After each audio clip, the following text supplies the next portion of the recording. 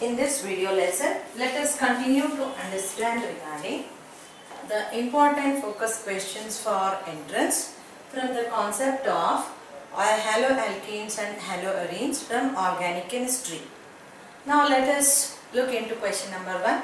I started with the fundamental questions and then we'll go on to higher up concepts one by one. So let us see what is the question here. Which of the following alkyl halides is isopropyl chloride? Of the four options given to us, we are supposed to identify which of the following is the structure of isopropyl chloride. So let us look into each of the structure and try to give its IUPAC name for them. What would be the IUPAC name for isopropyl chloride? Let us write that first. Isopropyl chloride is 2-chloropropane. 2-chloropropane is the IUPAC name of isopropyl chloride. Let us see which of the four structure given to us will match with this IUPAC name. So let us start from the structure 1. What is that we see? This is the first carbon atom, second carbon atom, third carbon atom, and they are all linked by single covalent bond, so saturated, and we see for the first carbon atom there is Cl being attached. So the name of this compound will be chloropropane. Chloropropane. Now this name and this name, no doubt the name are matching, but the locant 2 is not matching, because for the first carbon atom itself, chlorine atom is attached. So therefore this cannot be the structure. Now let us look into structure number 2. What is the name of this compound? This will be 2, 1, 2, 3, or you can go like this also, it's going to be same.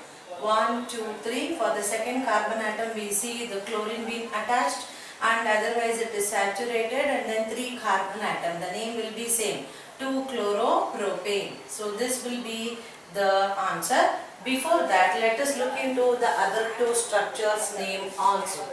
So now let us number this 1, 2, 3. This is the way that we are supposed to be doing, because this carbon atom is carrying this functional group. For that we need to give the lowest possible number. So what would be the name of this compound? 1-chloro.